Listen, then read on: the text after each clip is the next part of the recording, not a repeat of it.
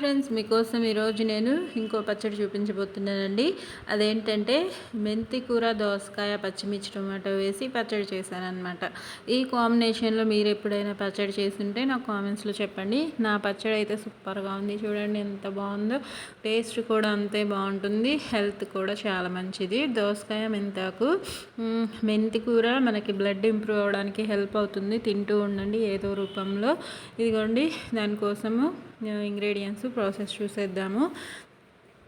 ముందుగా పచ్చిమిర్చి 100 గ్రామ్స్, చిన్న నిమ్మకాయ సైజ్ అంత చింతపండు, హాఫ్ బద్ద దోసకాయ అన్నమాట, మెంతి కూర 1 కట్ట, వెల్లుల్లి 1 గర్భం, 3 టొమాటోలు. ఇవి సరిపోతాయి ఇంగ్రీడియంట్స్.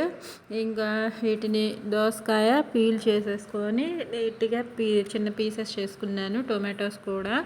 ఇంకా స్టవ్ మీద ప్యాన్ పెట్టేసుకొని వాష్ చేసి పెట్టుకున్న మెంతి కూరని వేసుకొని ఫ్రై చేసుకుందాము. 3 స్పూన్స్ అంతా ఆయిల్ వేసుకోండి. ఎక్కువగా అవసరం లేదు. ఎప్పుడైనా ఆకుకూరలు ఎక్కువసేపు ఫ్రై అవ్వనవసరం లేదు. 3 to 4 minutes ఫ్రై అయితే సరిపోతుంది. హై ఫ్లేమ్లోనే దగ్గరే ఉండి ఫ్రై చేసుకోండి. 3 to 4 minutesలో ఈజీగానే ఫ్రై అయిపోతుంది. మరి డీప్గా ఎప్పుడు ఫ్రై చేయొద్దు, అలా అవసరం కూడా ఉండదన్నమాట. చూపిస్తాను ఇప్పుడు. ఇదిగోండి, 4 minutesకి ఇలా ఉంది. మెంతాకు అయితే కాడలతో సహా వేసుకోండి, చాలా బాగుంటుంది.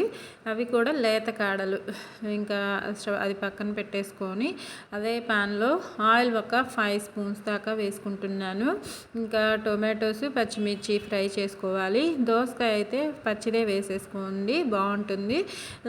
పచ్చి దోసకాయ వేసుకుంటే బాగుంటుంది. మనకి ఫ్రై కూడా చేయనవసరం లేదు.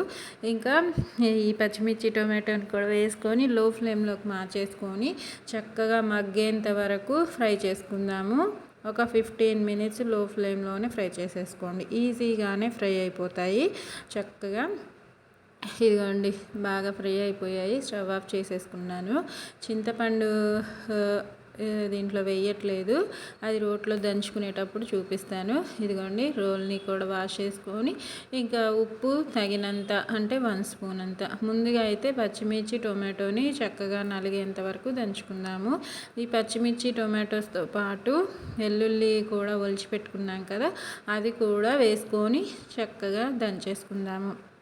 ఈ పచ్చడిలో నేనైతే జీలకర్ర వేయట్లేదు. మీరు కావాలంటే వేసుకోండి, మీ టేస్ట్కి తగ్గట్టు వేసుకొని చక్కగా దంచేసుకుందాము. ఇది కాస్త నలిగిన తర్వాత తీసి పెట్టుకున్న చింతపండు, వెల్లుల్లి రెబ్బల్ని కూడా వేసేసుకొని నలిగేంత వరకు దంచుకుందాము.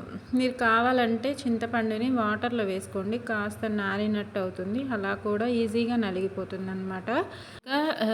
అవి కూడా నలిగిన తర్వాత దోసకాయ ముక్కల్ని, మెంతాకు వేసుకుందాం మర్చిపోయాను. మెంతాకు కూడా చక్కగా మరీ బాగా నలగనివ్వనవసరం లేదు. ఒకసారి 2 సార్లు దంచేసుకొని రుబ్బుకుంటే సరిపోతుంది. అది నలిగిన తర్వాత మనం దోసకాయ పీసెస్ చిన్న చిన్న పీసెస్ చేసుకోండి, తినేటప్పుడు బాగుంటుంది. ఇది కూడా మరీ మెత్తగా అయ్యేంతసేపు దంచొద్దు. మన పంటికి తగులుతూ ఉంటే ఆ పచ్చి దోసకాయ చాలా బాగుంటుంది. అందుకే చిన్న చిన్న పీసెస్ చేసుకోండి.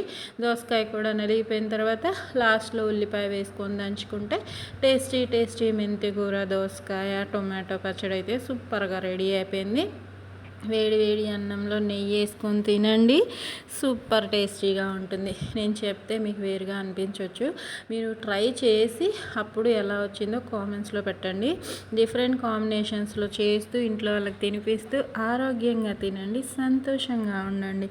నా వీడియో నచ్చితే మాత్రం కంపల్సరీ కామెంట్స్లో పెట్టండి, లైక్ చేయండి, యూస్ఫుల్గా ఉంటే షేర్ చేయండి, సబ్స్క్రైబ్ చేయండి.